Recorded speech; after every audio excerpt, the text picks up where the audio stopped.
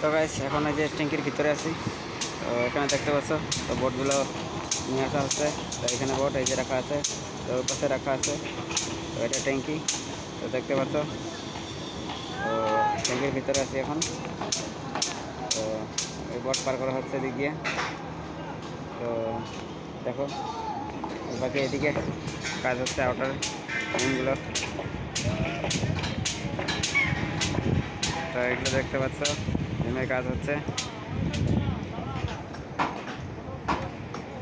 তো সকালে এটা ট্যাঙ্কি করা হয়েছিল, তো এই বোট লাগানো আছে দেখতে পাচ্ছ।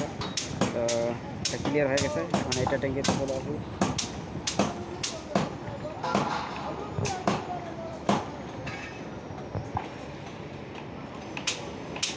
তো এগুলো দেখতে পাচ্ছ বোট পার করা হচ্ছে। তো এই যে বোট পার করছে, তো দেখো এই হয়ে গেল বোট পার করা। তো ভিডিও বানাতে বানাতে এখানে চলে আসলো একটা হেলিকপ্টার, তো দেখে নাও। বাকি এখানে তো চলছেই, তো দেখতে থাকো।